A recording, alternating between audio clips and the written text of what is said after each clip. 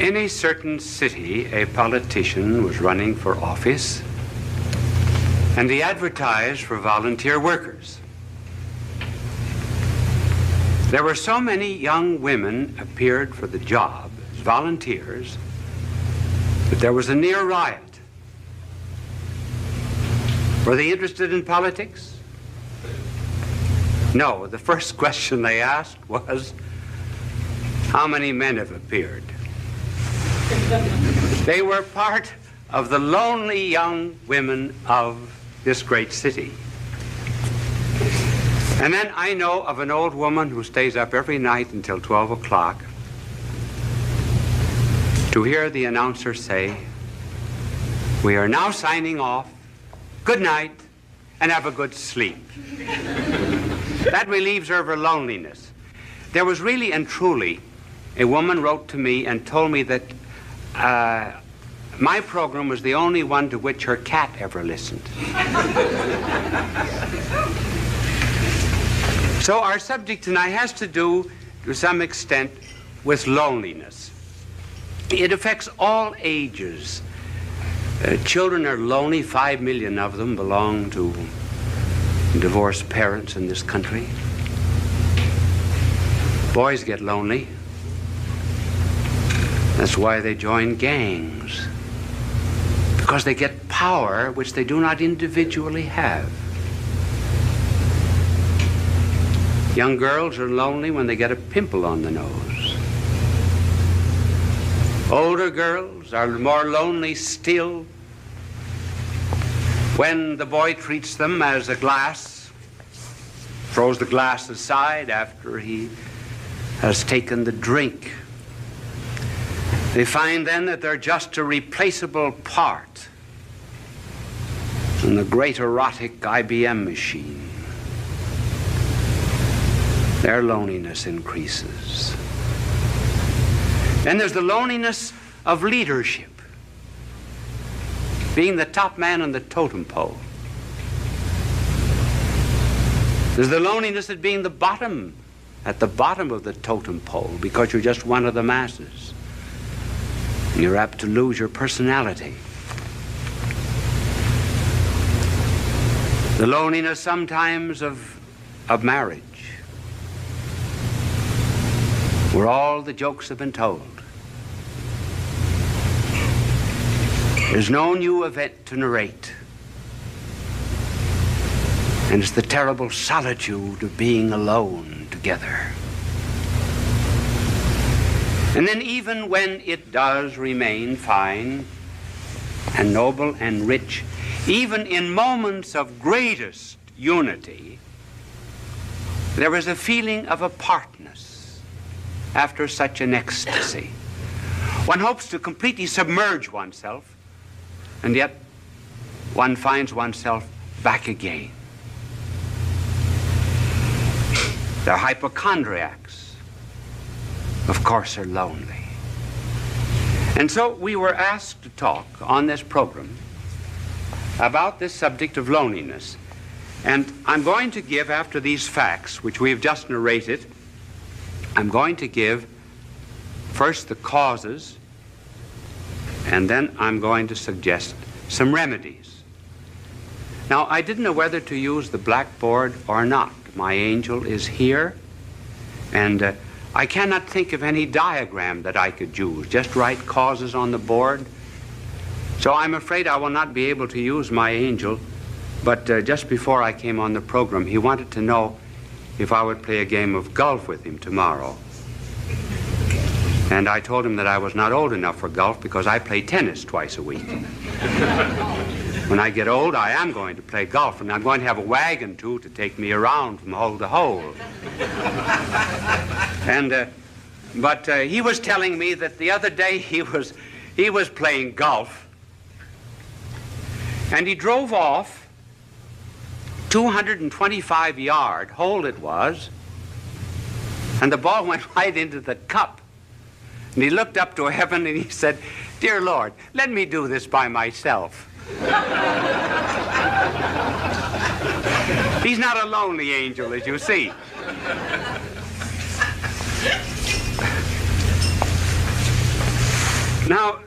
what are the causes of loneliness? Well, one of the causes of loneliness has to do, first of all, with the lonely people themselves. And another reason why they are lonely is because of people who are not lonely. First of all, on account of the lonely themselves. They want to be loved too much. They want to love, to be loved. Now, there's nothing wrong about wanting to be loved, because we're all Stradivarius violins without bows. I didn't mean that pun. We are... one of the difficulties of an unprepared, unscripted play. And we're cups without saucers. We are to be complimented. But the deep loneliness of which we are speaking comes from an excessive desire to be loved. The more I want to be loved,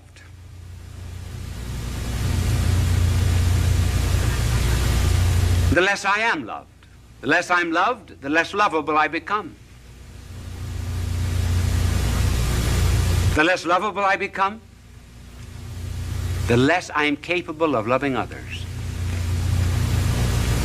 And that's how, by a desire to seek only oneself and to please oneself, one gets caught like a bird in a fowler's net. And the more one struggles to get out of this loneliness, the more one is captured by it. And just take some concrete examples of this desire to be loved. I know of a mother whose daughter was away at college. And she used to call up the daughter every night. Would keep the daughter on the phone for an hour. And protested to the daughter that she was not appreciated as she should be. And because other girls in this college wanted to use the phone, she said to her mother, "Mother, I'm forbidden to use the phone anymore." One day, the superintendent had sent for her, and she was unable to answer the phone, and she told her mother, "Send someone to answer the phone for her." The mother said, "This is the end." And she refused to see her daughter again.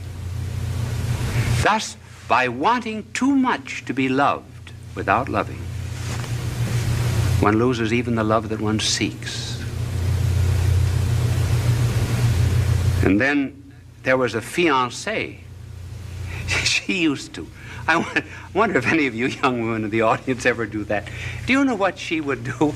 She would write down in a book every time the boyfriend called how long he spoke. She also wrote down how often he wrote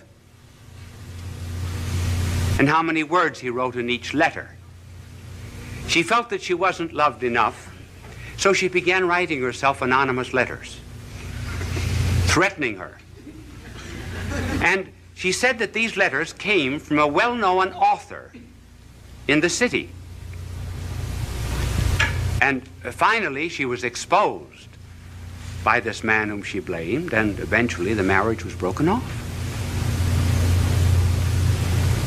She just loved too much, loved to be loved. And then there was the wife who felt that her husband was paying no attention to her, insisted that he stay away from work.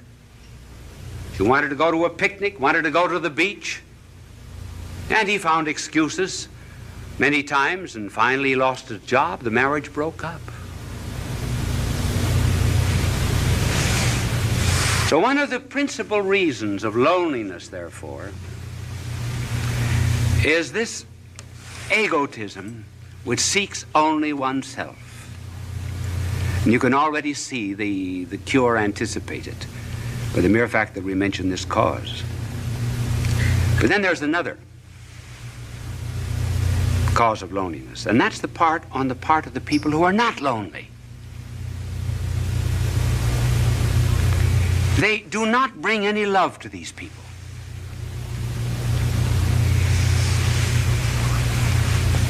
Do you know what we should do? We should really concentrate a great deal on certain types of people.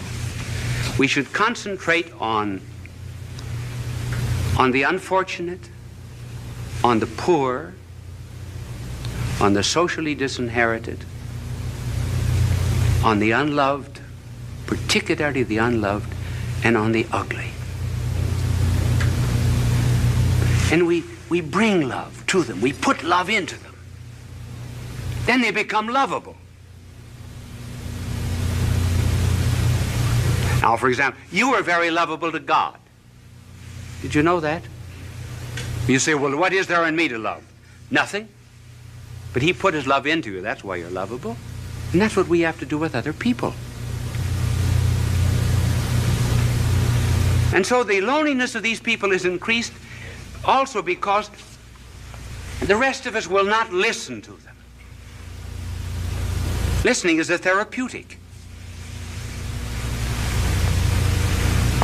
There was a psychologist who formulated a marriage case that involved sexual, financial, social, and legal complications. He went to 100 clergymen and 100 priests to present the story, and he carried a stopwatch with him. Do you know how long they listened? The average was 2.5 minutes. Then off-the-cuff answer. They refused to listen. They refused to care. George Bernard Shaw has something rather good on that subject. In his play St. Joan, King Charles says to Joan, "Why do not the voices come to me? I am the king."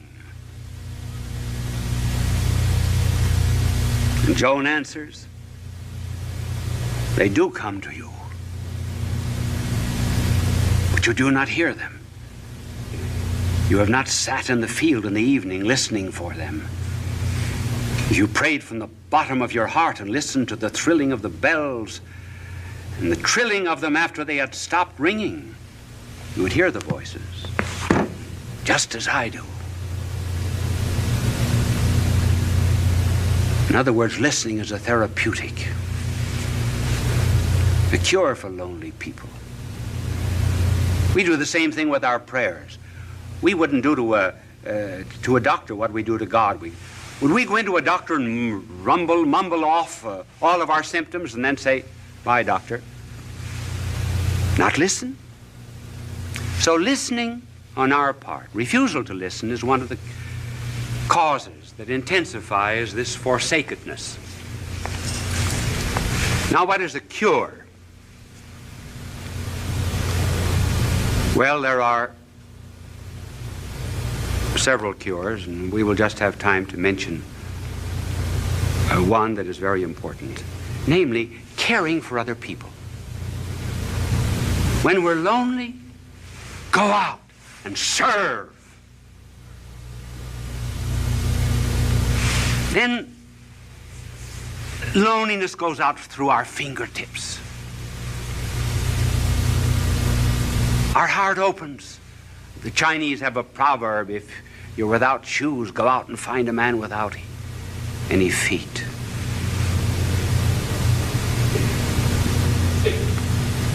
Caring for others.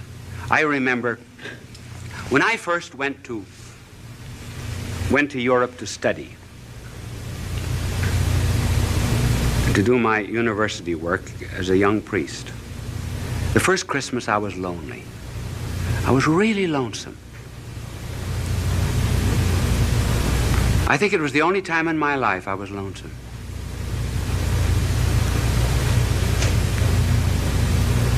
What would I do? So I went to someone in the city of Louvain and asked for a list of the worthy poor. And I went to this particular alley. It was the wrong address, actually. I got into Rat Alley. And when the door opened, there, earthen floor, was a blind father at a stove. 10 children barefooted around the stove. A ladder leading up to the second floor. One bed upstairs, bed downstairs. The children slept crosswise. I asked the family what they had.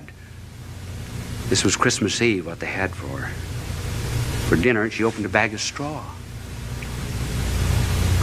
The children had no sabots, no wooden shoes. I took care of them for 4 years while I was studying at the university. Got them jobs, rehabilitated them. I felt at times perhaps they were drawing on me. But do you know that the day that I went up for my examination as a professor at that university, as I went in at 9 o'clock to face 200 professors, I saw the whole family coming down the street. I asked them where they had been. They said, for the last 2 days, we've been at a shrine praying for you that you would pass the examination. We walked all the way back. I was never lonesome again. That's the cure. Helping the neighbor. But here's something to remember, too. We think we should not be lonely. In this age of psychiatry, there are 2 or 3 conclusions that our world has drawn which are false. One is that we should never have a tension. Certainly we have tensions. We must have them. We've got body and spirit, and they go in opposite directions. They have 2 different landing fields. Certain tensions are normal. If we didn't have them, we would be abnormal. And then we're lonesome. Sure. There's a metaphysical loneliness. Perfection is not here. This is not our home.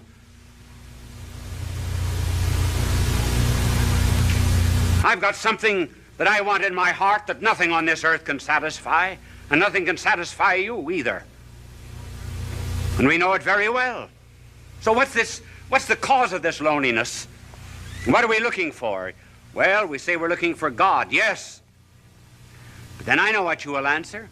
What does God know about loneliness? Now that's a good question. That's a good question. What does he know about loneliness? Does he know anything about the loneliness, for example, of a babe in Afghanistan who has no better home than just straw? Does God know anything about the loneliness of a mother who has to gather up a child in order to escape a dictator and fly halfway across Africa?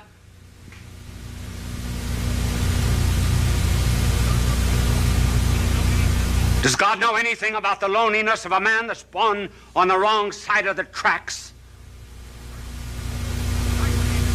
Who's isolated socially from people simply because his hands are calloused with common labor and is denied decent society? Sure, does God know anything about that kind of loneliness, for example, in which one is expelled from a city, disowned by one's own people? Does he know anything about the loneliness of being deserted by friends? Does he even know anything about the loneliness of feeling doubts? Doubts even about religion, doubts even which one cries out, "Why hast thou abandoned me?" Does God know anything about these things? Yes, those are good questions. Now suppose that there was a figure that came into all of this loneliness and so immersed himself in it that he would not immunize himself from it, would not cut himself off from it. Would you, for example, be the only one on the battlefield that was whole and not help any of the wounded? And so if there was a figure that came into this world of ours and refused to isolate himself from loneliness and felt it so much that blood poured out from his body,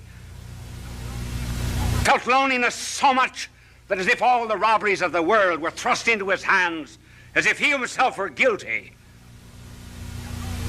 that felt all loathsome carnality so much that his flesh was hanging from him like purple rags.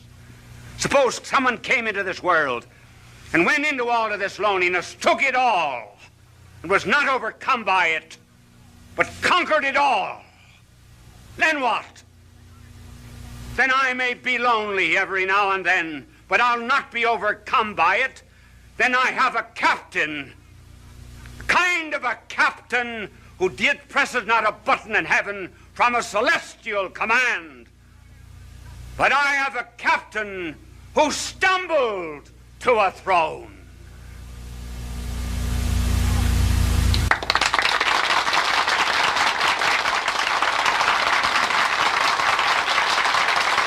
Bishop Sheen will return in a moment. Did that telecast seem a little short to you? Actually, I was just informed that we were 1 minute short. Now, I have a clock before me over there, and I keep my eyes on it. But this clock here was right. I finished 3 seconds before the time. But up in the control room, that celestial command that I just talked about, they figured it wrong by 1 minute. So they asked me if I could, instead of coming out for a very brief closing, come on and talk to you for 1.5 minutes.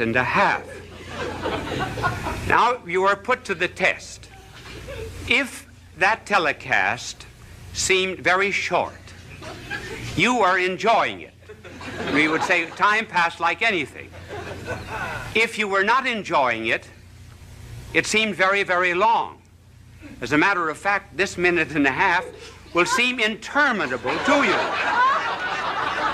Now, I want to tell you, my good people, that I have to leave you now. Are you a bit lonely? I am. I'm lonely too. Bye now, and God love you. Fulton J. Sheen is indeed a man for all seasons. He walked a paced beat, allowing us to glimpse his nature and ponder its worth and to enjoy its presence. Bishop Sheen authored over 90 books. He broadcast countless radio and television programs and ministered in many parts of the world to people of every belief. As he said many times, it is not a unity of religion we plead for, but a unity of religious people. We may not be able to meet in the same pew, but we can meet on our knees. The bishop wrote 94 books, recorded countless radio shows, and appeared on hundreds of network and syndicated television programs. His legacy is... And when they finally came up to the front row, where I could see them very well, I leaned over and I said to one of them, I said, "What's the idea of taking up a collection during this lecture?" He said, "To get better speakers for next year."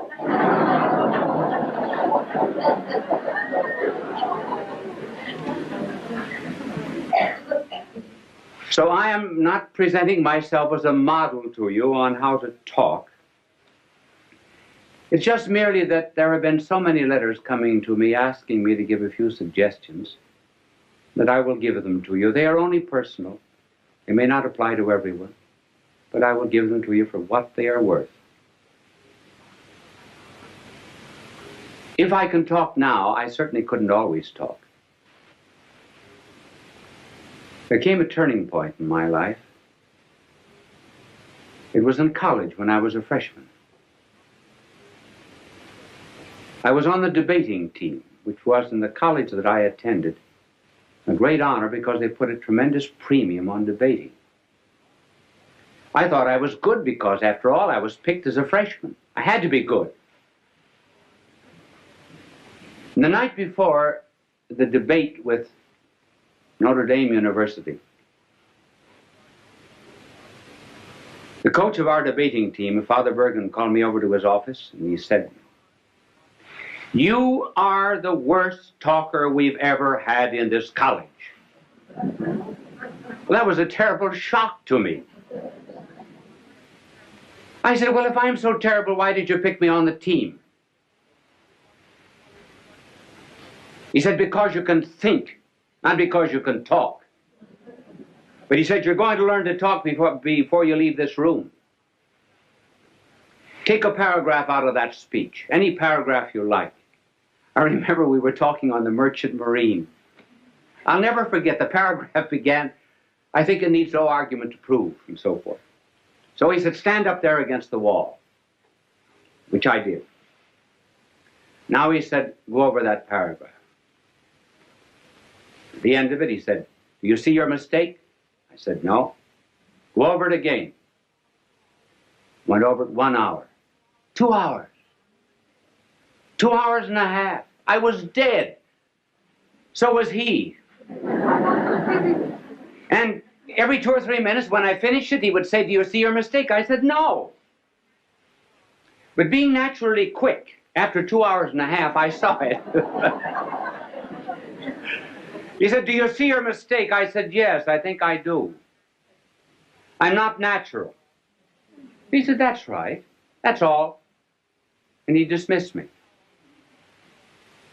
You notice how often speakers, as soon as they get up on a platform, or ministers or priests in the pulpit, everything changes, their voice changes, their attitudes, their poses. I think many prayers that we say are, we're not talking to God.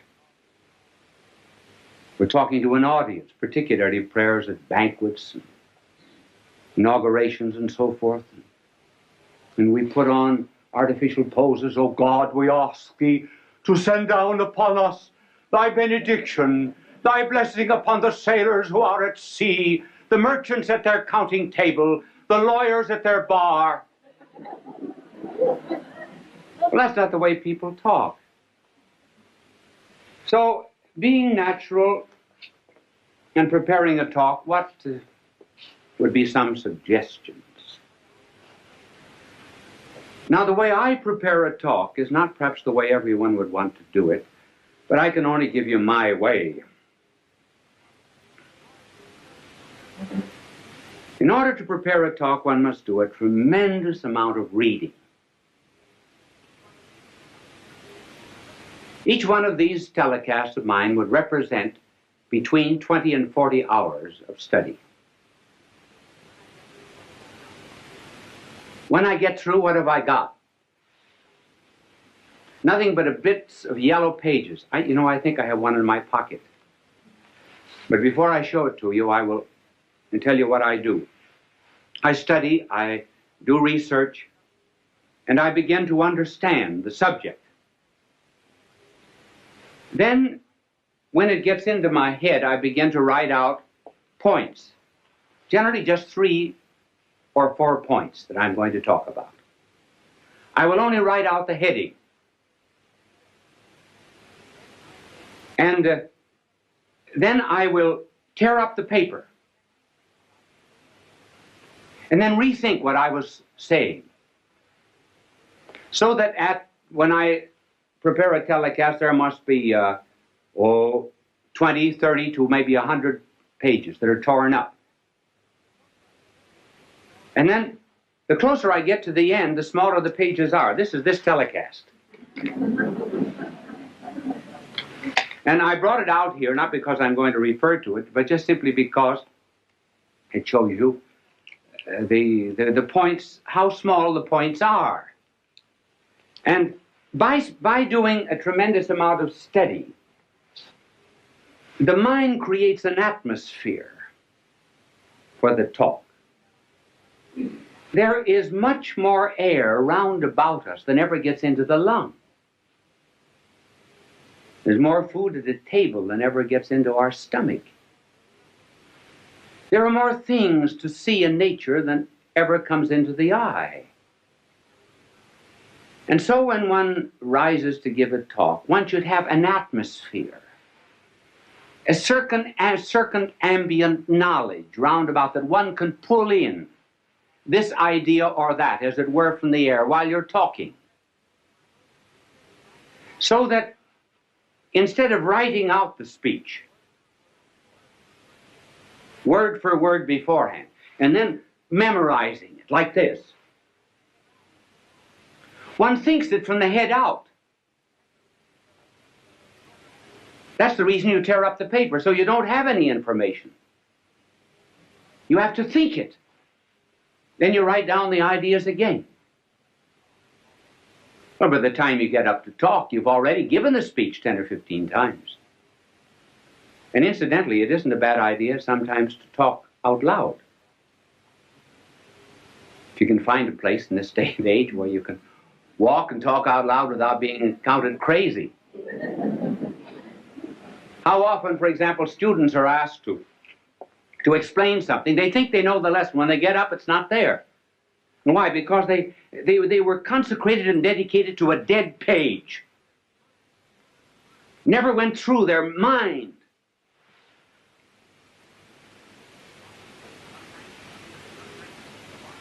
Sometimes teachers are just textbooks wired for sound. And studying is nothing but what is in print, passing from the mind of the book to the notebook of the teacher, or rather from the notebook of the teacher to the notebook of the student without passing through the mind of either. Now, this method of preparation is not, is hard. It's very much easier to write something out and then to learn it than to do it this way. Sometimes if you do not feel well when you're giving a telecast or a lecture, thoughts do not come. You cannot always recall exactly what you had in your mind. But at any rate, there's a spontaneity. That's what people like. Even the mistakes you make. Now, one of the reasons, for example, why people like to have me draw is because everybody in the audience can draw better than I can. They feel they're far superior, and rightly so. So if I make a mistake in talking, fine. That's good. They say, I could do it just as well as that. And they can. This method, while it's harder and is a wonderful preparation for absorbing knowledge, has difficulties. One difficulty is that there are some people who give speeches who must write them out. For example, the President of the United States has to have his speeches written because every word is important. Then, too, there are some things that are not worth learning.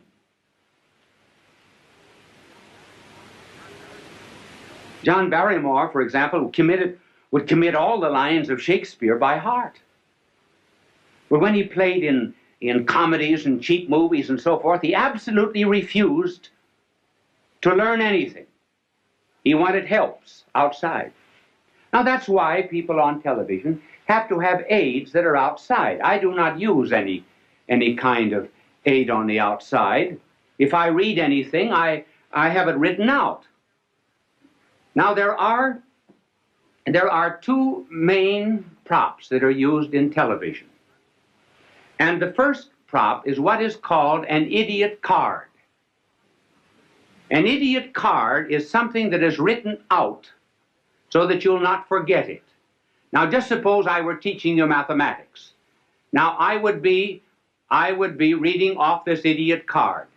And I would say to this vast television audience, 2 plus 2 equals 4. 2 plus 1 equals 3. 3 plus 3 equals 6. See, I don't forget it that way. Wonderful, isn't it? Now, you can...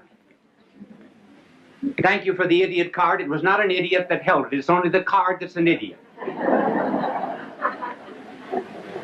And it's impossible for people who are constantly appearing, for example, on television, to study their lines or their commercials. And so they have to have them written out on these cards. But you can always tell, if you just look closely at anybody who's using an idiot card, this is generally the way.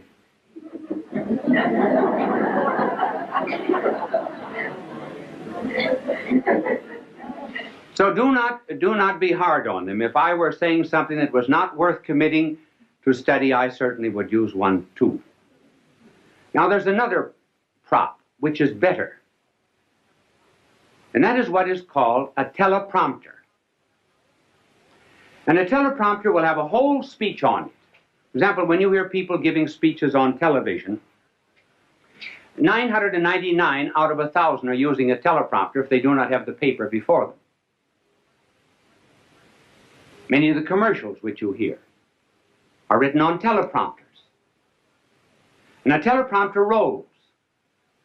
Now, so I was watching a television show once where the teleprompter got caught. And that's kind of hard. Now, for example, if I were using a teleprompter and I didn't know my lines, now this is exactly what I would have written out. My name is Bishop Fulton J. Sheen. My address is 366 Fifth Avenue, New York. See, then I don't forget. Now, this is the teleprompter. These are some of the aids that are used in television, and television simply could not exist without them. And they are helpful, too, simply because one is apt to forget. Many times, you're standing before a television camera, momentarily I can't think of the next point. Well, I'll throw in a story or something till it comes back to me. You don't know it, but I do. I don't get too embarrassed. I don't get flustered because I can't remember it. I remember, I was giving a talk once in Ireland at the Eucharistic Congress. I've forgotten when it was, sometime, a long time ago. If there was ever a time in my life I wanted to do well, it was then. And I was reciting a poem that I know just as well as I know the Our Father. And it was a poem written by an Irishman, Joseph Mary Plunkett. And the poem was, I see his blood upon the rose, and in the stars, the glory of his eyes. His body gleams amid eternal snows, his tears fall from the skies. I see his face in every flower. The thunder and the singing of the birds are but his voice. And carven by his power, rocks are his written words. And I forgot the next line. The reason I forgot was because I had said something before that the audience seemed to have taken politically. I didn't want it to have political significance. So while I was reciting this poem, I was giving myself an intellectual spanking. And I spanked myself so hard that when I got to the 9th line of this poem, I forgot. And I said to the audience, I forgot. Well, tremendous crowd there, tens of thousands of jaws dropped in disappointment. And when an Irish jaw drops, it collapses. So I had to get myself out of the difficulty. There came to me then a line of Patrick Henry. Not the one that you know. Patrick Henry also said something else. He said, when you're in difficulty in an oration, throw yourself into the middle of a sentence and trust to God Almighty to get you to the other end. And so I began. I didn't know what I was going to say, but I started. I said, I'm glad I forgot. So I didn't know how I was going to continue, so I started again. If I had ever wished to have forgotten anything, so I thought I'd give myself another jump on the springing board. If I had ever prayed to have forgotten anything, I should have prayed to have forgotten these lines of Joseph Mary Plunkett. I think there's beautiful symbolism in their forgetfulness. And that symbolism is that standing on the anvil of Ireland's soil, one should be able to hammer and forge out the sparks of his own poetry and not be dependent upon a magnanimous soul like Joseph Mary Plunkett.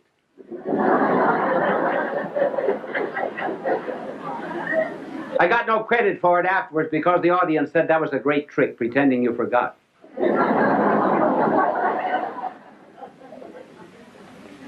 It is always well to be prepared for such unexpected moments when you do forget. And even better still, when you're at a banquet and called upon to give a talk.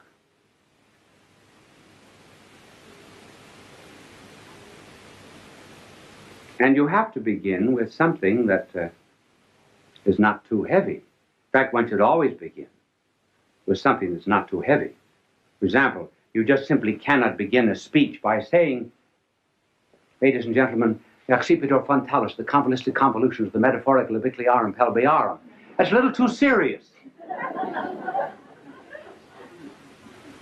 You have to start with something that's common to the audience.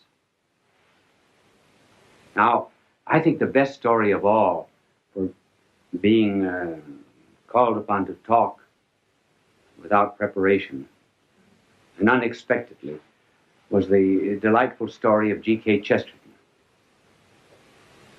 He was called on, and he said, during the days of the persecution of the Christians, 2 Christians were out in the Colosseum. And some lions that had been released for 12 days, had been starved for 12 days, were released in their cages. They bounded out across the Flavian sands, were about to precipitate themselves upon the poor Christians. When the Christians reached out their arms, put them around the lion's neck, and began to say something in the lion's ear. Well, the emperor was furious. He came for blood, not comedy, because the lions went back again to their cages without touching the Christians. So the emperor, being furious, ordered other lions that had been starved for 4 weeks released. They bounded out after their prey, were about to precipitate themselves upon the Christians, and the Christians reached out their arms, put them around the lion's neck, whispered something in the lion's ear, and the lions left them and went back again to their cages. The emperor sent for the Christians. What are you doing to my starving lions? Nothing. Nothing but whispering something. But what do you whisper? The Christian said, we say, after this meal, you have to give a speech.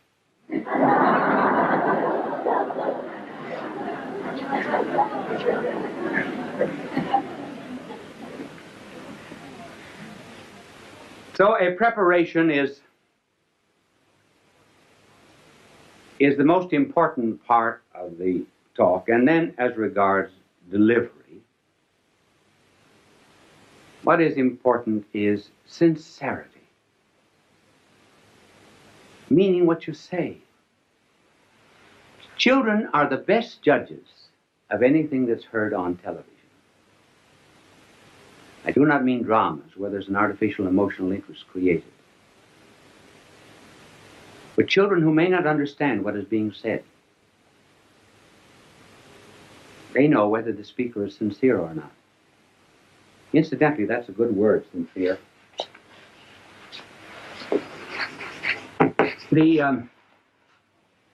When the Romans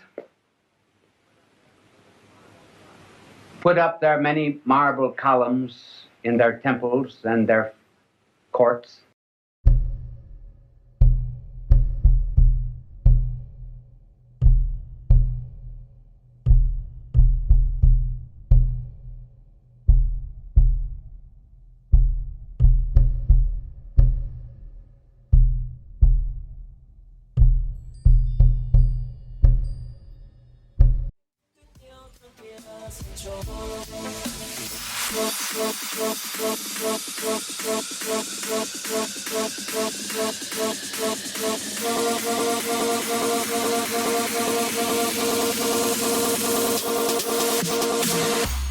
shake it down.